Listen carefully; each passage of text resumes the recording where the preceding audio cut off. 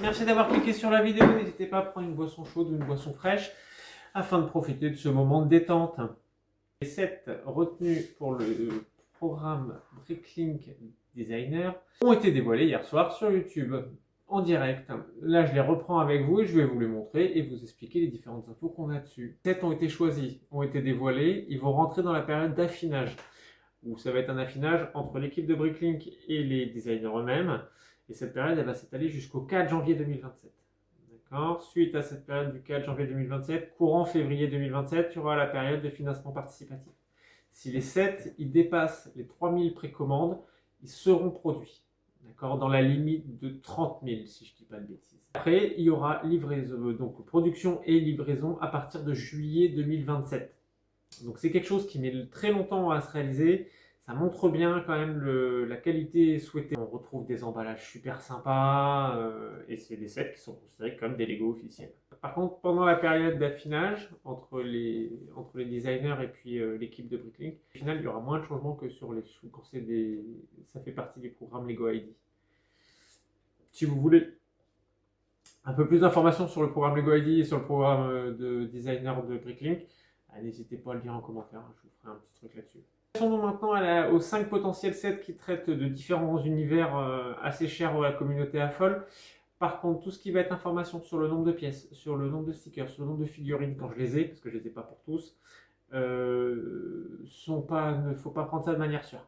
D'accord, il va y avoir des changements après les affinages. Le premier, la gare de Locketown. Donc c'est une gare de type western, comprenant 3184 pièces réalisées par Iluki, qui est d'origine polonaise. Donc ce bâtiment s'intégrera très facilement dans une ville western afin de pouvoir développer un parcours de train, de marchandises ou un train de voyageurs. On retrouve le bâtiment principal avec une gare en bois complètement fermée, une grue de chargement et un wagon de marchandises avec 2 ou 3 sections de voies en ligne droite collées à la gare. L'intérieur est détaillé et on peut très facilement accéder aux différents intérieurs grâce à la construction type modulaire. Quelques tenons qui tiennent chaque partie d'étage ou les toits. Une caserne de pompiers qui est réalisée par Brickhucker, qui est canadien. Il l'a réalisée sur une plaque de 32 par 32 plus une plaque de 16 par 32. Donc si je dis pas de bêtises, c'est la même taille que la caserne Ghostbusters. N'hésitez pas à me corriger surtout, si je dis des bêtises. Pareil, elle pourra s'intégrer en ville, hein, si on n'a pas déjà le modulaire de la caserne de pompiers ou le QG Ghostbusters.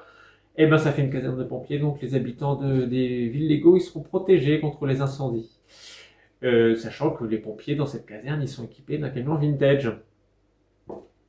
Et pareil, regardez avec cette image là, on voit bien la technique des bâtiments modulaires où chaque étage se défait. Et on a aussi un très bel intérieur, très bien détaillé. On a ensuite le café de l'espace, donc ça c'est celui que je préfère. C'est un bâtiment à design rétro des années 60 dans un style américain. Il a été créé par Rock'n'Bricks 31 qui est français, Cocorico. Ce set il est composé de 2545 pièces de 10 stickers et il comprend aussi un véhicule, plus le bâtiment, tout ça. Le design est super sympa avec ses différents angles, les arrondis sur les murs. La petite soucoupe volante au-dessus, la fusée, franchement top. Moi, ça me fait penser, la première fois que quand je l'ai vu, j'ai pensé direct à Pizza Planet dans Toy Story. Le détournement des planches de surf pour matérialiser la gerbe de déplacement de la soucoupe volante, j'adore complètement. Et on retrouve des clins d'œil de l'intérieur avec le clin d'œil au set Galaxy Explorer que vous voyez sur cette image-là. Donc ce bâtiment, il est parfait pour la sortie du samedi soir en famille pour les habitants des villes Lego. On prend la machine à remonter dans le temps et là on va à l'époque du Moyen-Âge avec le tournoi de joutes médiévales. Comme souvent dans la dernière programme de Bricklink, on retrouve un set avec la thématique médiévale. Celui-ci a été créé par Moser Momi qui est allemand. Il comprend 3099 pièces et on y retrouve 4 factions de chevaliers différents. Avec entre autres celle du Kraken, mais aussi celle du Griffon. Et je vous laisse des surprises. Il faudra aller voir sur Bricklink si vous voulez avoir tous les détails. Donc on retrouve un Porsche avec un intérieur détaillé. Il y a aussi des gradins pour le public et 3 tanks pour les factions qui sont invitées à ce tournoi et la petite barrière qui sépare les deux côtés de joutes. Ce set, il ravira les fans de médiéval, il représente une scène très très sympathique à intégrer dans un diorama ou même juste en exposition sur le buffet, c'est très très joli. Le dernier set, qui est le plus petit set de cette série, c'est un petit bâtiment qui est inspiré par l'architecture parisienne du début du siècle dernier. Ça a été créé par Ostabul, qui est de République tchèque. Ce petit set, il comprend 729 pièces, 3 stickers, mais aussi 3 mini-figurines. Donc cette petite construction, pareil sur un style modulaire, hein, donc on a accès à l'intérieur. Elle s'intégrera parfaitement sur une place de ville, par exemple à côté de Shopping Street ou du restaurant parisien pour ceux qui l'ont pour les anciens modulaires, mais aussi dans un Winter Village. Hein, il peut complètement rejoindre la petite tasse de chocolat chaud qu'on a eu en cadeau l'hiver dernier. Donc voilà.